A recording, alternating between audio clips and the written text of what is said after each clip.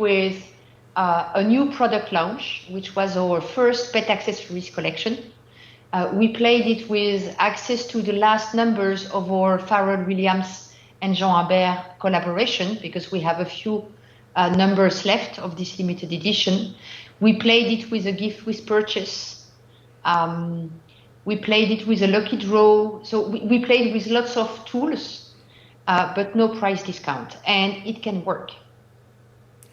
Now, one of the features clearly of the shopping festivals is that whole notion of gamification. As you say, you played around with various different gamification type of tools. How important is that to really engage the consumer and to help you talk about the stories of the products? Well, I think Chinese consumers love gamification, right? So it's important. They also appreciate a lot exclusivity.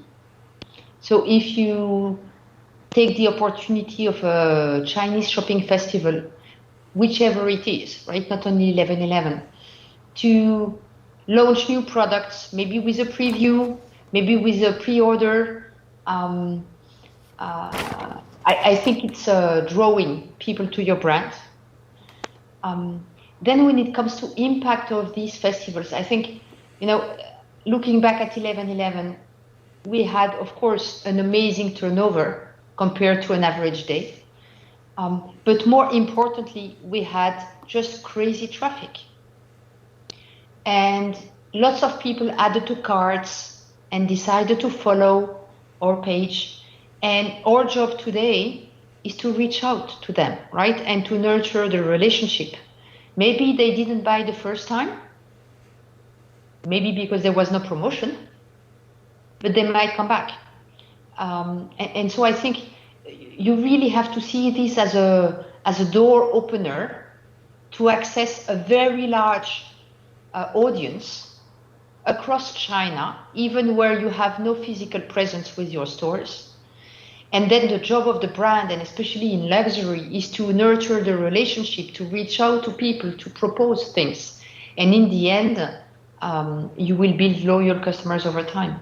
But I think you make a very important point, which is the role of the shopping festival, in a sense, is not just to be looked at through the sales that you make in the shopping festival, but very much how you use that festival in a strategic way to be able to use the customers that you generate, the interest that you generate, as the glide path for marketing activity during the course of the entire year. Mm-hmm. Exactly. Now, you have many artisans working for you, creating very unique designs. Some of those artisan skills really do go back down the centuries. What connections do you think that there are now between the artisan skills in China and your artisans? And do you see interesting sort of collaborations between the two artisan skills in the future? I do believe a lot in collaborations, but not collaborations for collaboration's sake. Really collaboration with a common vision, common values. And I think a good example is our last collaboration we launched in December 2020 with a Japanese artist, a lacquer master, Mr. Junichi Akose. And this is just, we are sold out, right? We need to reproduce. We only have 8 numbers of each design, right? So it's a very scarce product. But this is really bringing the best craftsmanship of Japanese lacquer with the best craftsmanship of French silversmiths. And I'm convinced across China there are many artisans and a lot of heritage. And of course, in the future, I would love to be able to launch some limited editions working together with these craftsmen. Now, what advice would you give to brands who are watching this thinking maybe now is the time to do something in China? What advice would you give them from somebody who's done it? Stop reflecting and waiting and go. mean, the time to do it is now, yeah?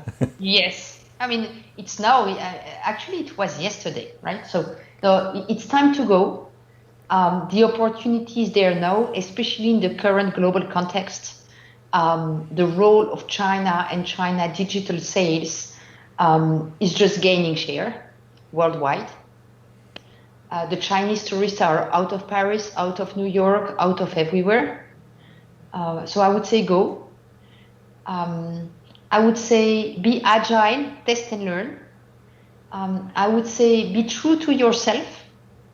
Like don't lean towards the easy way, like price discounts or, I've been approached for some liquidations on Tmall, etc. No, Tmall for us is our number one display window in China. And as such, it has to be, from an execution standpoint for a luxury brand, a perfect execution. Well, I think that's interesting. You're saying that for you, Tmall is the showroom to the entire China. Yeah. I think everybody has a slightly different perspective and usage of how they use Tmall. And I think that's a really interesting perspective of one of the great usage that you can have for it. Finally, I can't let you go by without asking you one very quick question, which is you spent 18 years at McKinsey. You ran their luxury practice. Mm-hmm. What's the difference between the consultant end of the table and the CEO end of the table? Oh, you work more as a CEO? Surely not. Not more than that. No, I think the difference is the time perspective. You have a longer term perspective when you are CEO of a luxury house than when you are a consulting working on projects after projects. So you have to learn a bit about patience because things take time to happen in the real life. I think a second big difference is actually, and it's very personal, but I find it very satisfactory and fulfilling in terms of impact of what I'm doing every day, because we are changing the course of a company with my team. And there is not a single day when I'm not going back home in the evening thinking, wow, we did this today, right? And I think it's different from being a consultant, even though I loved my job before and I love my job today. Well, Natalie, thank you very much indeed for doing such a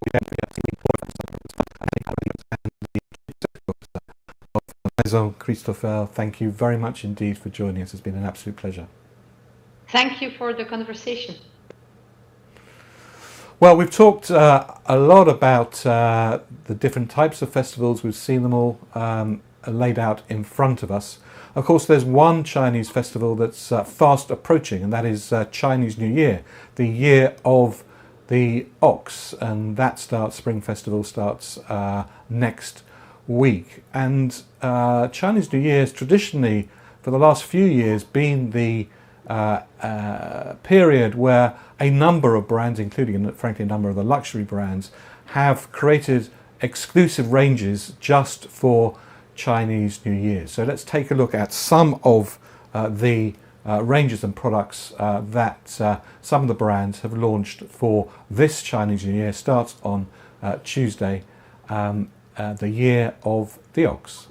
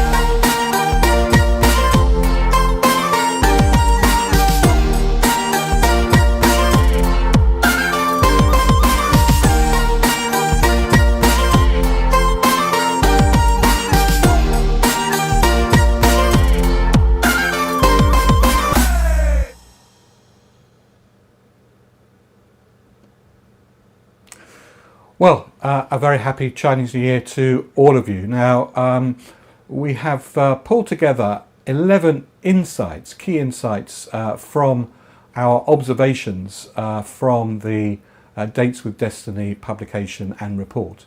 So let's take a look at those key insights, the key things that you really must know.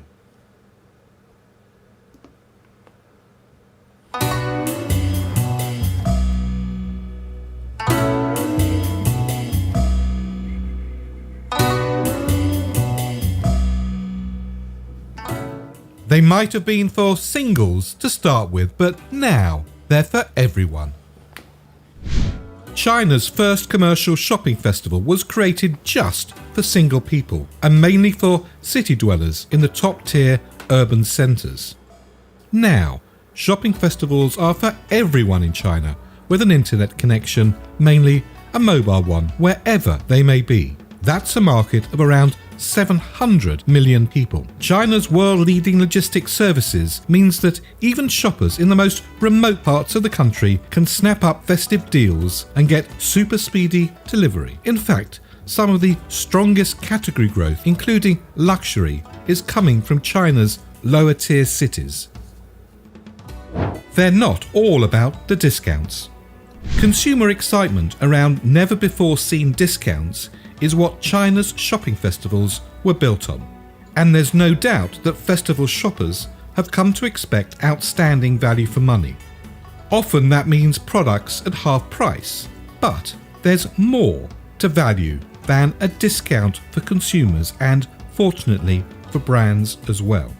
Festivals have become less about dropping prices in order to shift old stock and more about launching new products, new releases, limited editions and fresh, surprising brand collaborations. All these are now a huge part of the excitement around festivals for shoppers and have become a big part of what contributes to the consumer's sense of getting a great deal.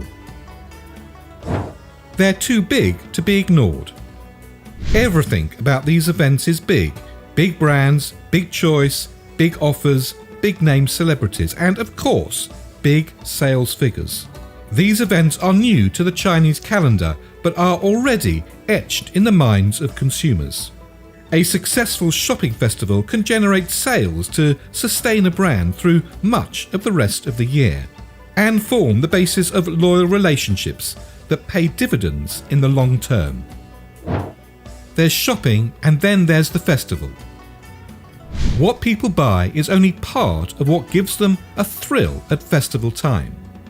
In decades past, market days in a village were a celebration of togetherness, of shared excitement, of entertainment and shopping.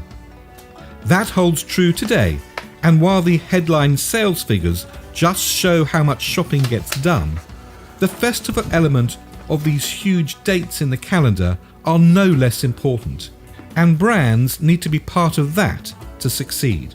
In the digital age, tremendous excitement is created around festivals thanks to dazzling live concerts, games and game shows, often live streamed around the country, as well as online games that incentivize friends to play together for shared rewards. These events are highly interactive. Don't forget the shopping and the festival are two sides of the same coin. Planning must be perpetual. Success at a shopping festival is more about strategy than tactics, and brands need to take a long-term approach, both to planning and the way they measure results. It's easy to get caught up in the sales frenzy of these events, offering amazing promotions, but losing track of margins.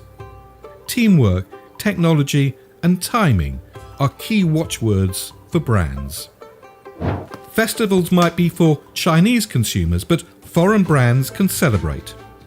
At festival times, shoppers are on the lookout for two things: something fresh and appealing from brands they already know and love, and something they've never tried before. International brands can win by fulfilling either or both of these needs.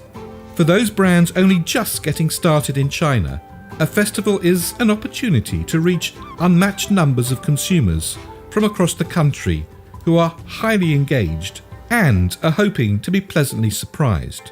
Your brand can deliver the serendipity shoppers seek, and in a post-COVID world, the appetite in China for international brands is particularly strong, especially in categories linked to health and well-being. Data-fueled creativity are your water and oxygen. If data is the oil of the digital age, then how it's refined is what determines the success of brands using e-commerce in China.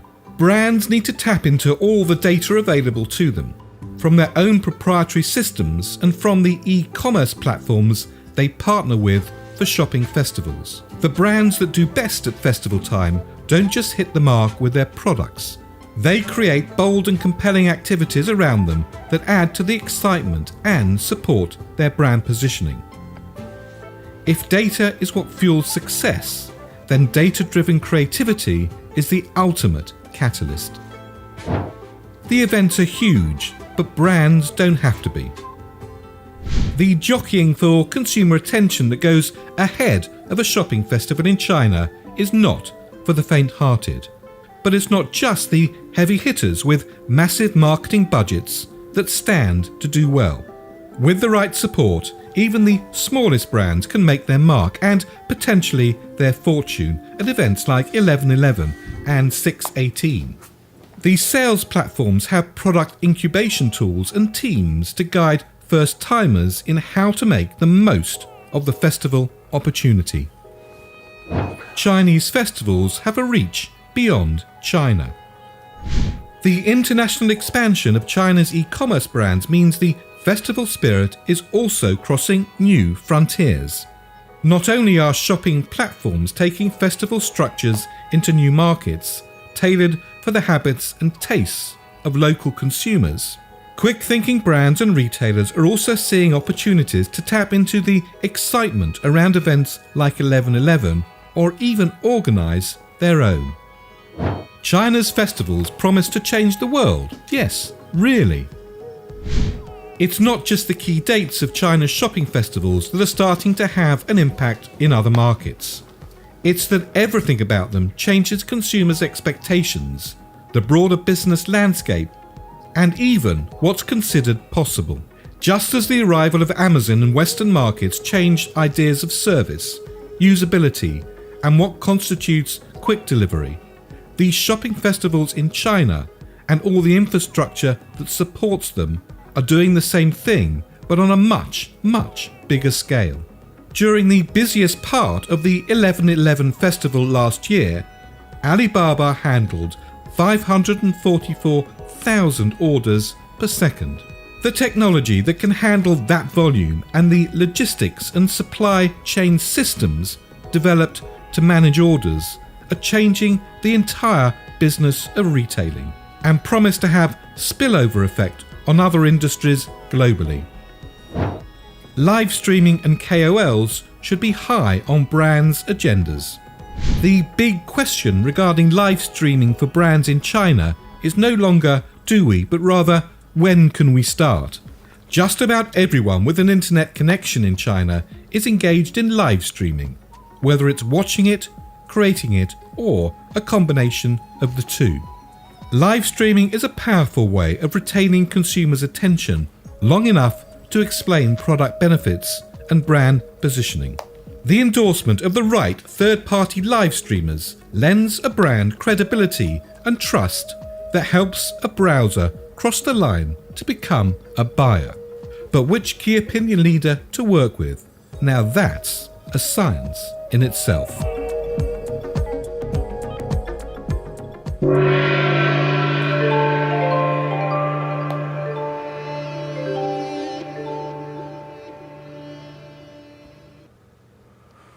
Well, I hope that's given you a clear perspective of some of the key observations and insights that has come out of our report. But there's lots more treasure troves of insight in the report, and in a moment I will give you details about how you can download them. I hope we're going to be joined by Sandy Verma, who is the Senior Vice President for Commercial at Allbirds. I seem to have Lost a little bit of Sandeep's feed, but here he is. Sandeep, a very warm welcome. Thank you very much indeed for joining us. Thanks for having me. I know we had a couple of technical issues, so hopefully you can hear me okay. I can hear you and I can see you, so nobody's more grateful than me at the moment. Sandeep, thanks very much indeed for joining us. Allbirds are pretty much a star at the moment. You launched in 2016. You entered the China market in 2019. What prompted a brand so young to make such an audacious move? Thank you for the kind words. I'm not going to assume that any of your listeners know who we are and what we do. So just 20 seconds, if I may, to introduce us. So our founding belief is that there's a better way to make stuff, and that climate change is the problem of our generation. But there's a consumer that's actually expecting that brands can make products. Brands can make things that are better for them, but actually better for the world too. And that was our founding belief. And if we could take that compromise away, that's generally associated with environmentally friendly or sustainable products, that's a good thing. So that's what we're all about. We make we make footwear primarily. We also make some apparel. I'm wearing a jumper from Allbirds right now. But our products are made from natural materials. We use materials like merino wool, which is EQ certified. But ultimately, we're about having a lower carbon footprint through those natural materials. And we've been around for just under 5 years. 5 years in March. So now, given your distinctive sort of take on life, again, why did you think that China would be a good place to start so early on, and in particular with the sort of story that you have in terms of what drives the company and also what drives the way in which you make your products? Well, our ultimate purpose is to reduce environmental impact through better business, and that's a very, very lofty goal. And we all know that China has the largest consumer fashion segment in the world. So if we're going to truly try and have an impact on this problem, and this problem is way bigger than Allbirds, then China has to be involved in that. So we were very, very intentional about stepping into China. We went in 2019, as you say, which was 3 years into us actually establishing. We have a team now of 50 people on the ground in China, and we're in for the long game. We think it's a crucially important market. We think the APAC region overall is important, but China particularly has a big role and a positive role to play in creating a better world. Now, you also used one of the China shopping festivals, 11/11, as pretty much a springboard to create both awareness, to tell the story, and clearly to sell products as well. What made you think that a very small brand like Allbirds could have a share of voice in such a crowded time period? Well, I think a couple of your the guests earlier have spoken really, really well to the fact that, Tmall and Alibaba are an incredible partner for us, but they're just such a big, big part of the China market. So it is a window to the world. It is an opportunity to engage consumers. And I think our take on that was leveraging the partnership that we've got with a partner that's very forward thinking to be able to tell our story. And we have a story to tell. We think that there's a way to make products that are better for the world and better for people. And we also think that carbon emissions is the singular best scorecard. And actually what we did is in 2020, we partnered with Tmall on 11/11 specifically to tell that story. And instead of going for discounts, we recognized, as everyone knows, it's the biggest moment in the year. But actually, is there a slightly different way of engaging in that moment? with consumers when they're interested? And is there a slightly different story to tell? And yes, of course, consumers are looking for great value, and there's tons of brands that are giving them that through price. That's not our gig. That's not what we stand for. We think you've got to be responsible with consumerism, but fundamentally, it's about getting people out of products that are made from petrol and into products that are naturally produced with a lower carbon footprint. So we actually created an exclusive shoe for Tmall, and we had a little play on words. So instead of 11 D11, we called it D9 because our product was called the Dasher. It's the world's first sustainable running shoe. That's a nice alliteration. Yeah, thank you. And it just gave us the opportunity to tell a story and say, do you know what? It's an amazing moment to engage with us. But there's a bigger question that we want to provoke, and maybe we should be asking questions of the brands that we're buying and the products that are produced and what kind of impact are they having. But at the same time, leveraging and giving the consumers what they're expecting, which is value in that moment through an exclusive product with some gift with purchase, but a different kind of story. And the results have been incredible for us. We're very, very early into China, but our business in 2020 is more than double what it did in 2019. And I can tell you from the very early start that we've had across January, it just continues to be a star in our portfolio. Now, you have a number of stores around the world, few in number, but probably great in impact. You have 4 stores in China with a population of 1.4 billion consumers.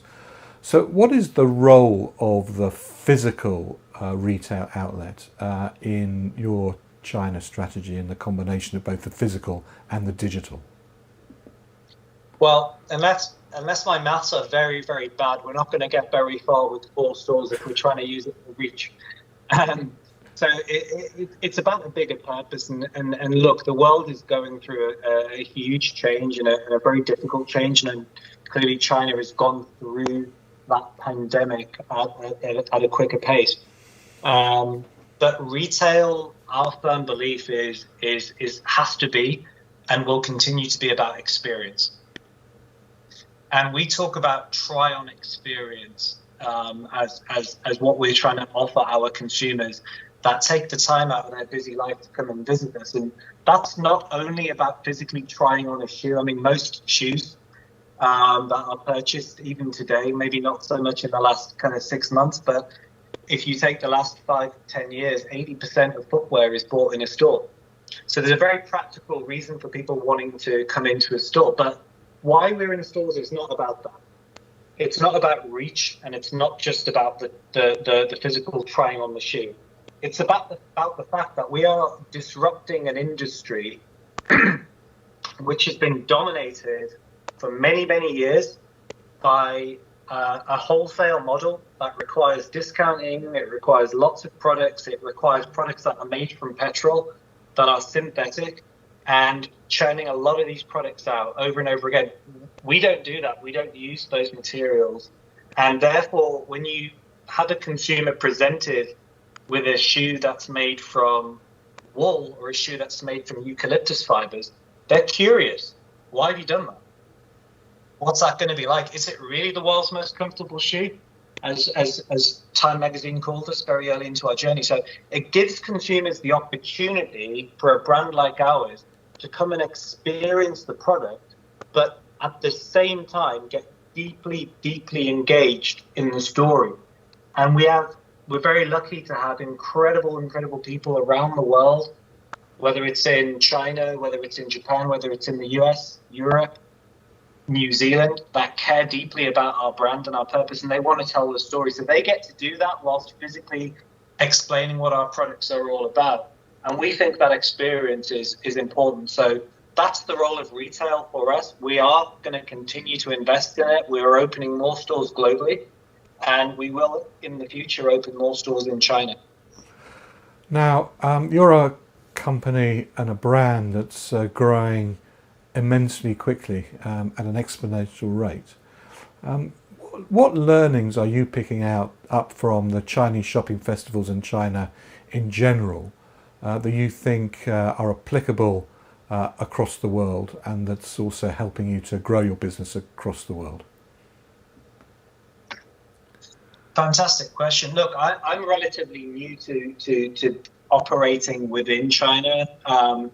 We have a very experienced team, but I was very lucky to spend nearly 3 months of my time personally living in Shanghai and visiting Chengdu and Guangzhou and Beijing, and really spending a lot of time with our team and with our consumers. And I think what struck me the most is just the pace and the intensity, in a good way, of the options that the consumer has. The world moves very, very quickly in China, and for any brand, no matter what your model, whether you're vertically integrated, whether you're a wholesaler, whether you're in a particular sector, any brand is going to be as good as how well they listen to their consumer and they do things that are right for their brand and right for their consumer. And I think what we've really learned from China is just the immense potential the market has and the opportunity for us to react very, very quickly to the insights that we get, whether it's from the store, whether it's from what we do in Tmall, whether it's from just talking to consumers. And I do think this idea of bringing together great products with a fantastic story and brought together to the consumer with an incredible amount of care has to be the way that brands will find success. And it's certainly been a big contributor to any success that we've been lucky enough to have so far. Well, finally, I can't help but ask you a product-related question, and that is your newish range that is good for wet weather. Are they really good for wet weather? They are. You're talking about the Mizzle range. This is very, very close to my heart. I am indeed. This particular product was born, just going back to the role of retail, when I was lucky enough to launch our operations into Europe. So I was the first hire into Europe and spent the first few weeks of my time once we opened in Covent Garden in London working in the store. And what we were hearing from consumers is, what are these things like in the rain? I mean, we're Brits, right? You're a Brit. We love the weather. We love talking about the weather. We love thinking about the weather. And we were able to take that insight and actually do something with it relatively quickly. And that product that we developed for Mizzle, which is probably, I'm not sure whether I can claim it's the world's first, but probably the world's first water repellent, fluorine-free, sustainable shoe. That product is now over 50% of our business in Europe. And it just goes to show, when you're focused on the consumer and you're able to listen and do something about the insights, good things will come. Well, your afternoon hasn't been completely wasted. You've convinced me, so I shall add that to my collection of Allbirds a bit later on. I'll post a picture of them on the site. Sandeep, it's been an absolute pleasure and a delight. We could carry on for a long time, but sadly we run out of time. But Sandeep Verma, the Senior Vice President for Commercial at Allbirds, thank you very much indeed for talking with us. It's been a pleasure and highly illuminative. Thanks for having me. Pleasure. Thank you. Well, we've almost come to the end of this webcast. Thank you very much indeed for joining us. I know we've had a few technical issues along the way, but we'll be posting a entire version of this on the website, and we'll give you the details of that in case you've missed any elements of it. Of course, a project like this can't be done by one or two people alone. I'd very much like to thank all the team at Alibaba for their help and support on the insights, and also Jo Bowman for her help and support on the writing of the reports. All the really good bits that you enjoy are probably written by Jo. The average ones are probably written by me. But thank you very much indeed, Jo. Also to Tuin Das Gutcher, who produced all of our videos, and to our team at WPP, and especially to the communications team, Pema at Alibaba.